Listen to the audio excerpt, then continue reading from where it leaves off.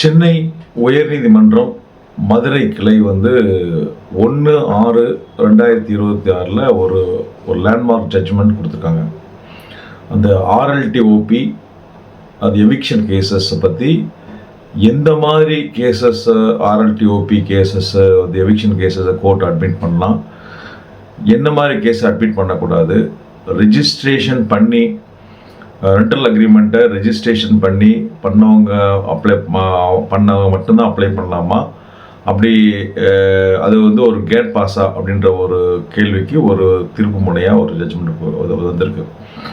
இந்த ஜட்ஜ்மெண்ட் எந்த அளவுக்கு ஒரு பாதிப்பை ஏற்படுத்தியிருக்குன்னா, ஆர்எல்டிஓபி அதாவது எவிக்ஷன் கேஸஸை பொறுத்த வரைக்கும் அது ஒரு லேண்ட்லார்டுக்கு ஒரு பெரிய ஒரு ஆப் வைக்கிற மாதிரி ஒரு ஜட்ஜ்மெண்ட்டாக இருக்குது. ஸோ இதுக்கு முன்னாடி உள்ள விஷயங்கள்லாம் என்னென்னு பார்த்தீங்கன்னா, இதில் ஆர்எல்டிஓபி குயிக்காக ஒரு எவிக்ஷன் கேஸ் போட்டு குயிக்காக யாரையும் காலி பண்ணலான்ற ஒரு நிலைமை இன்றைக்கி வந்து மாறி, அதுவும் எஸ்பெஷலி இந்த லேண்ட்லார்ட்ஸ்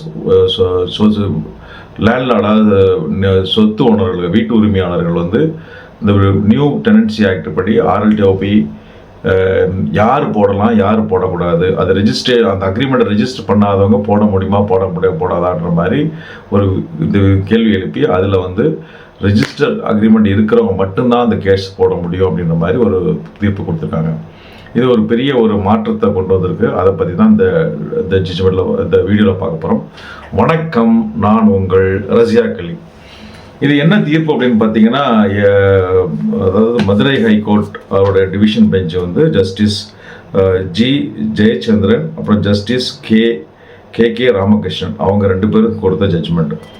இது வழக்கு பார்த்தீங்கன்னா கிரிமினல் சிஆர்பி நம்பர் 2451 அண்ட் 2439 அப்புறம் அந்த ஆஃப் 2025 வழங்கப்பட்ட ஃபைல் பண்ணப்பட்ட ஒரு சிஆர்பி. அது இப்போ பார்ட்டி யாருன்னு பார்த்தீங்கன்னா ஹேமலதா வெர்சஸ் ஜெயச்சந்திரன். அப்புறம் இன்னொரு கேஸில் வந்து பார்த்தீங்கன்னா விஜயலட்சுமி வெர்சஸ் அவங்க அந்த அதர் பார்ட்டியை வந்து ஃபைல் பண்ணிட்டாங்க. இதில் முக்கியமான சாராம்சம் என்னன்னு பார்த்தீங்கன்னா, அந்த ஆர்எல்டிஓபி எவிக்ஷன் கேசஸ் யார் ஃபைல் பண்ணலாம் யார் ஃபைல் பண்ணக்கூடாது, அதுவும் எஸ்பெஷலி ஒரு ரெண்டல் அக்ரிமெண்ட்டை ரெஜிஸ்ட்ரேஷன் பண்ணாதவங்க அந்த ஆர்எல்டிஓபியை ஃபைல் பண்ணலாமா பண்ணக்கூடாதா, அது வந்து ஒரு கேட் பாஸ், அதாவது ஆர்எல்டிஓபி ரெஜிஸ்ட்ரேஷன் பண்ணவங்க மட்டும்தான் இந்த ஆர்எல்டிஓபி கேஸையோ அந்த நியூ டெனன்சி ஆக்டில் உள்ள ரிலீஃபை கிளைம் பண்ண முடியாதா அப்படின்ற விஷயத்தை இந்த ஜட்ஜ்மெண்ட்டில் டிஸ்கஸ் பண்ணி தீர்ப்பு கொடுத்துருக்காங்க. இதில் வந்து பார்த்தீங்கன்னா இதுக்கு முன்னாடி உள்ள நிலைமை என்னன்னு பார்த்தீங்கன்னா, இப்போ ஆரம்பத்தில் பார்த்தீங்கன்னா ஒரு செகண்ட் வேர்ல்டு வார் டைம்லேயே வந்து இந்த எவிக்ஷனை பற்றி அவங்களுக்கு டெனண்ட்டுக்கு ப்ரொடெக்ஷன் கொடுக்கணுன்ற மாதிரி ஒரு ஆர்டர் எக்ஸிக்யூஷன் ஆர்டர் இருந்துச்சு. அப்போ ஒரு சட்டமாக வந்துருச்சு. ஸோ டெனண்ட்டுக்கு வந்து ப்ரொடெக்ஷன் கொடுக்குற மாதிரி ஒரு சட்டங்கள் இருந்தது. அதுக்கப்புறம் வந்து 1960 அந்த மாதிரி பீரியடில் வந்து தமிழ்நாடு பில்டிங்ஸ் ஆக்ட் அப்படின்ற ஒரு சட்டம் கொண்டு வந்தாங்க. அதுலேயும் வந்து பார்த்திங்கன்னா டெனண்ட்டை வந்து ப்ரொடெக்ஷன் பண்ணுற மாதிரி ஒரு சட்டங்கள் இருந்தது. ஸோ டெனண்ட்டை அந்த சட்டத்தில் குறிப்பிடப்பட்ட காரணத்துக்காக தான் எவிக்ஷன் பண்ண முடியும். அதுக்கு வாடகை ஃபிக்ஸ் பண்ணுறதா இருந்தால் அதுக்கு ஒரு ஃபேர் ரெண்ட் ஃபிக்ஸ் பண்ணுறது, அப்புறம் வந்து வாடகையை மறுத்துட்டாங்கன்னு லேண்ட்லார்டு வாங்க மறுத்தா அதை வந்து கோர்ட்டில் போய் டெபாசிட் பண்ணணும் அப்படின்ற மாதிரி ஏராளமான டெனண்ட்டுக்கு சாதகமான ப்ரொடெக்ஷன்ஸ் அதில் இருந்தது. இது என்ன மாதிரி விளைவுகளை ஏற்படுத்துச்சு அப்படின்னு பார்த்தீங்கன்னா, லேண்ட்லார்டு ஒருத்தர் டெனண்ட்டை கொடுத்துட்டாங்கன்னா காலி பண்ணுறதுன்றது ஒரு பெரிய குதிரை கொம்பாவே ஆகிப்போச்சு அந்த பழைய சட்டங்கள் நடைமுறைக்கு இருக்கும்போது. ஸோ ஒருத்தருக்கு எவிக்ஷன் கேஸ் போட்டு ஆர்எல்டிஓபி ஆர்சிஓபின்னுவாங்க அந்த சமயத்தில். அப்போ ஆர்சிஓபி கேஸ் ஃபைல் பண்ணாங்கன்னா அது கேஸ் அதுக்கு ரெண்ட் கண்ட்ரோலர் அவர்கிட்ட கேஸ் நடக்கிறதுக்கு ஒரு 4 வருஷம் 5 வருஷம் ஆகிடும். அதுக்கு மேலே அப்பீல் போடுவாங்க, அது அப்பீலேட் அத்தாரிட்டி, அங்கே ஒரு 4 வருஷம் 5 வருஷம் ஆகிடும். அதுக்கு மேலே சிஆர்பின்னு போவாங்க, அங்கே வந்து பார்த்தீங்கன்னா ரிவிஷன் பெட்டிஷன் போவாங்க, ரிவிஷன் பெட்டிஷன் ஹைகோர்ட்டில் போவாங்க, அங்கே ஒரு 5 வருஷம் ஆகிடும். அதுக்கு மேலே சுப்ரீம் கோர்ட்டுக்கு போவாங்க, அங்கே ஒரு 5 வருஷம் ஆகிடும். ஆக மொத்தத்தில் ஒருத்தர் டெனண்ட்டை காலி பண்ணணும்னு பழைய சட்டத்தில் அதாவது 1960 இருந்த பழைய Tamil Nadu buildings and lease and rent control ஆக்டில் படி ஒருத்தரை காலி பண்ணணும்னா ஒரு சாதாரணமாக 20 வருஷம் 25 வருஷம்னு ஆகிடும். ஸோ ஆல்மோஸ்ட் அவன் லைஃப் டைமே முடிஞ்சு போயிடும். அந்த மாதிரி ஒரு லேண்ட்லார்டுக்கு எதிரான ஒரு நிலைமைகள் இருந்ததுனாலையும், அதுவும் இல்லாமல் இந்த நிறைய ரியல் எஸ்டேட்டில் உள்ளவங்கலாம் வந்து பில்டிங்கை நாங்கள் டெவலப் பண்ணுறோம், அது ரியல் எஸ்டேட் பில்டிங் பண்ணி விற்கிறது, அதில் நிறைய ஏராளமான வீடுகள் வந்துடுச்சு. இப்போவும் இதே மாதிரி பழைய சட்டங்கள், பழைய காலி பண்ணுறதுல இவ்வளோ கொடூரம், அதாவது 20 வருஷம் 25 வருஷம் வெயிட் பண்ணி கஷ்டப்படணுன்ற மாதிரி நிலைமை இருந்ததுன்னா ஒரு ரியல் எஸ்டேட் மார்க்கெட் வந்து டெவலப் ஆகாது. நிறைய பேர் யாருமே ஒரு பில்டிங்கை வாங்கி வாடகை கூட்டு ரெவன்யூ பண்ணணும்னு நினைக்க மாட்டாங்க.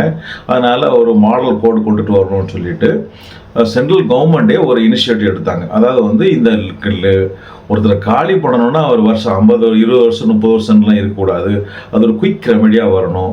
ஒரு அதுக்கு வந்து ரெண்ட்டை வந்து ஃபிக்ஸ் பண்ணுற உரிமை வந்து பார்ட்டிஸ் தான் ஃபிக்ஸ் பண்ணணுமே தவிர கோர்ட்லாம் வர வேண்டாம். அதுக்கு அந்த மாதிரி இப்போ வந்து எவிக்ஷன் அப்படின்ற மாதிரி ஒரு பிரச்சனை வரும்போது அது குயிக்கான ரிலீஃப் கொடுக்கணும். கோர்ட்டு அதுக்குன்னு தனியாக ஒரு கோர்ட் அமைக்கணும், ஒரு குயிக்கான ரிலீஃப் கொடுக்கணும். அப்படின்றதுனால தான் நியூ டெனன்சி ஆக்ட்ன்ற ஒரு மாடல் கோடை கொண்டு வந்தாங்க. இதை கொண்டு வந்தது யாருன்னு பார்த்தீங்கன்னா சென்ட்ரல் கவர்மெண்ட் தான் கொண்டு வந்தாங்க. இதே மாதிரி ஒரு மாடல் கோடை நீங்கள் வந்து இந்தியாவுடைய ரியல் எஸ்டேட் மார்க்கெட்டை கருத்தில் கொண்டும் ஒரு லேண்ட்லார்டுக்கு கொஞ்சம் குயிக்கான ரிலீஃப் கிடைக்கணுன்றதுக்காகவும் அந்த ஒரு 2 காரணங்களுக்காக முன்னிக்கு வச்சு இந்த மாதிரி ஒரு மாடல் கோடை நீங்கள் கொண்டுட்டு வாங்க அப்படின்னு சொல்லி சென்ட்ரல் கவர்மெண்ட்டும் ஒரு மாடல் கோடை அறிவித்து அது எல்லா ஸ்டேட் கவர்மெண்ட்டும் அதை ஃபாலோ பண்ணுங்கன்னு சொன்னாங்க. அதன் அடிப்படையில் தமிழகம் தான் ஃபஸ்ட்டாக வந்து இந்த மாடல் கோடை அப்படியே அப்ளிகபிள் பண்ணாங்க. அந்த அப்ளிகபிள் பண்ணும்போது சரியான பண்ணல, ஒரு சின்ன ஒரு மிஸ்டேக் பண்ணியிருக்காங்க. அது வந்து ஒரு பெரிய பாதிப்பை ஏற்படுத்தக்கூடிய மிஸ்டேக்.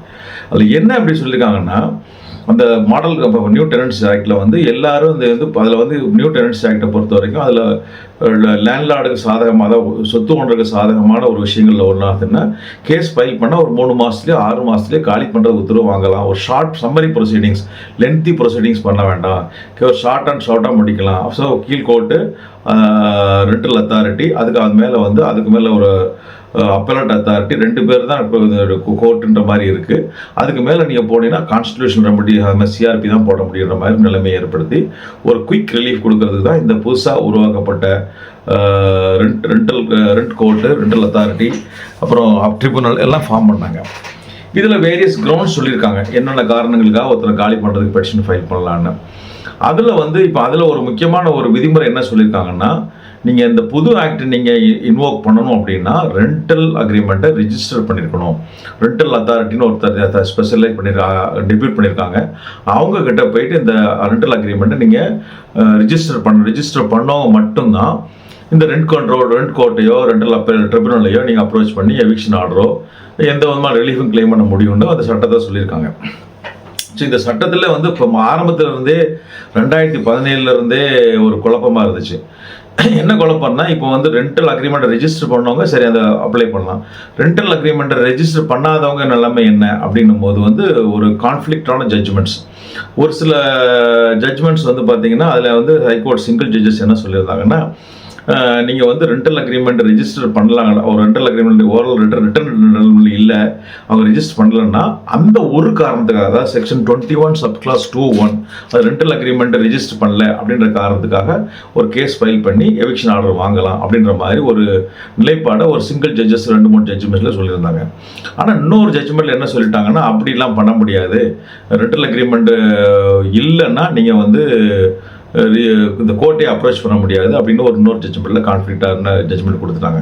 ஸோ இந்த ரெண்டுமே ஹைகோர்ட் ஜட்ஜஸில் வந்து சிங்கிள் ஜட்ஜஸில் வந்து இப்படி ஒரு வியூ அப்படி ஒரு வியூன்னும் போது இதை வந்து அப்படியே ஒரு ரெஃபரன்ஸுக்காக அனுப்பி அது வந்து மதுரை பெஞ்சுகளில் வந்து அனுப்பினாங்க. ஸோ இதில் வந்து அந்த என்ன சொல்லிட்டாங்கன்னா, இந்த கேஸில் வந்து ரெஃபரன்ஸ் என்னென்னா, ரெண்டல் அக்ரிமெண்ட் இருந்தால் மட்டும்தான் ரெண்டல் கோர்ட்டை அப்ரோச் பண்ண முடியுமா, ரெண்டல் அக்ரிமெண்ட்டு வந்து ஒரு கேட் பாஸா, அது கேட் பாஸ் இருந்தால் தான் அந்த கோர்ட்டை அப்ரோச் பண்ண முடியுமா, இல்லைனாலும் அப்ரோச் பண்ண முடியுமா, இதுக்கு நீங்கள் தெளிவான ஒரு விளக்கம் கொடுங்க அப்படின்னு சொல்லிட்டு ரெஃபரன்ஸ் பண்ணி இந்த பெஞ்சை கான்ஸ்டியூட் பண்ணாங்க. இந்த பெஞ்சில் வந்து பார்த்தீங்கன்னா 2 ஜட்ஜஸ் இருந்தாங்க. அவங்க பேர் வந்து ஒன்று வந்து ஜஸ்டிஸ் ஜி ஜெயச்சந்திரன், இன்னொரு ஜஸ்டிஸ் KR ராமகிருஷ்ணன். இவங்க 2 பேரும் சேர்ந்து இந்த கொஸ்டினை டிசைட் பண்ணி இவங்க ஒரு தீர்ப்பு என்ன கொடுத்துட்டாங்க அப்படின்னு சொன்னால், 1/6 அதாவது ஜூன் 1 என்ன தீர்ப்பு கொடுத்துட்டாங்கன்னா, ரெண்டல் அக்ரிமெண்ட் போட்டவங்க மட்டும்தான் இந்த கோர்ட்டுக்கு கோர்ட்டில் அப்ரோச் பண்ணலாம், அப்படி போடாதவங்க, ரெண்டல் அக்ரிமெண்ட் இல்லாதவங்க, ரெஜிஸ்ட்ரேஷன் பண்ணாதவங்க இந்த கோர்ட்டை அப்ரோச் பண்ண முடியாது. அவங்களுக்கு இப்போ அவங்க என்ன பண்ணுறது அப்படின்னு சொன்னால், அவங்க வந்து நீங்கள் சிவில் கோர்ட்டை போய் சாதாரண ரெகுலர் ரெமடியை போய் அப்ரோச் பண்ணுங்கள், அவங்கள்ட்ட போய் வாங்கிடுங்க அப்படின்ற மாதிரி சொல்லிட்டாங்க. இப்போ இது இதனால் என்ன ஆகுதுன்னா, இப்போ ரெண்டல் அக்ரிமெண்ட் ரெஜிஸ்ட்ரேஷன் பண்ணவங்க லேண்ட்லார்டு மட்டும்தான் இந்த ரெண்ட் கண்ட்ரோல் புதிய ரெண்டல் இந்த புதிய ரெண்ட் ஆக்ட் படி ரெண்ட் கோர்ட்டை அப்ரோச் பண்ணி குயிக்கான ரெமடி கிளைம் பண்ண முடியும். இல்லை ரெண்ட் அக்ரிமெண்ட் அந்த ரிஜிஸ்டர் பண்ணாதவங்க, ரிட்டர்ன் அக்ரிமெண்ட் போடாதவங்க, ரெண்டல் அத்தாரிட்டி ரெஜிஸ்டர் பண்ணாதவங்க நிலைமை என்னென்னா, இனிமேல் அவங்களும் இந்த கோர்ட்டை அப்ரோச் பண்ண முடியாது, குயிக் ரெமடி வாங்க முடியாது. இவங்க சிவில் கேஸில் போட்டு காலங்காலமாக இழுத்துக்கிட்டு 5 வருஷம் 10 வருஷம் 20 வருஷம் காத்து கடனோட நிலைமை உருவாயிடுச்சு. இது ஒரு பெரிய ஒரு இக்கட்டான ஒரு விஷயந்தான். ஸோ பார்த்தீங்கன்னா இது ஒரு மோசமான ஒரு சாபக்கேடுன்னு கூட சொல்லலாம். இப்போ என்ன பண்ணிருக்கணும், அந்த சட்டம் இது பார்த்தீங்கன்னா இதுக்காக அதனால ஜட்ஜஸ் நம்ம குறை சொல்ல முடியுமானா ஜட்ஜஸை நம்ம குறை சொல்ல முடியாது. ஜட்ஜஸோட வேலை என்னென்னா சட்டம் என்ன இருக்குது, சட்டத்துக்கு என்ன அர்த்தம், அதை தான் இன்டர்பிரட் பண்ணுறவுடைய வேலை. ஸோ ஒவ்வொரு இதுக்கு முன்னாடி உள்ள சிங்கிள் ஜட்ஜஸ்லாம் என்ன அவங்க என்ன அதுக்கு சட்டத்துக்கு என்ன அர்த்தம் எடுத்தாங்கன்னா, இது ஓவரால் இன்ட்ரெஸ்ட் எடுத்து பார்க்கும்போது இது எந்த சட்டம் எதுக்காக கொண்டு வந்தாங்கன்னா குயிக்கான ரிலீஃப் கொடுக்கணும், காலி பண்ணணும்னு நினைக்கிற வெளிநாடுக்கு குயிக்கான ரிலீஃப் கொடுக்கணுன்ற ஒரு ஆப்ஜெக்ட்டுக்கு இருக்கிறதுனாலையும் அதுலேயும் இதில் ஒரு விஷயம் ரெண்டல் அக்ரிமெண்ட் ரெஜிஸ்ட்ரேஷன் பண்ணாத காரணத்துக்காக காலி பண்ணுறதுக்கு பெட்டிஷன் ஃபைல் பண்ணலாம் அப்படின்னு ஒரு provision section subclass 21 subclass 2A இருக்கிறதுனால அந்த ப்ரொவிஷன் மட்டும் போடலாம் அப்படின்ற மாதிரி ஒரு இன்டர்பிரேஷன் கொடுத்தாங்க. ஆனால் இப்போ அதுலேயே ஒரு கான்ஃப்ளிக்ட் வந்ததுனால இப்போ இந்த ஜட்ஜஸ் என்ன சொல்லிட்டாங்கன்னா, அந்த பர்டிகுலர் செக்ஷன் அதாவது சப்கிளாஸ் 22 21 சப்கிளாஸ் 2A அது யாருக்கு அப்ளிகபிள் ஆகும்னு சொன்னால், ஏற்கனவே அதாவது 2019க்கு முன்னாடி ரெண்டல் அக்ரிமெண்ட் போட்டு அவங்க ரினியூ பண்ணாங்க இருந்தால் அவங்களுக்கு மட்டும்தான் இது அப்ளிகபிள் ஆகுமே தவிர மற்ற எல்லாருக்கும் அப்ளிகபிள் ஆகாது அப்படின்ற மாதிரி சொல்லிட்டாங்க. ஏன்னா ரெண்டாவது செக்ஷன்லேயே ரொம்ப கிளியராகவும் இருக்குது. என்ன சொல்லியிருக்காங்கன்னா,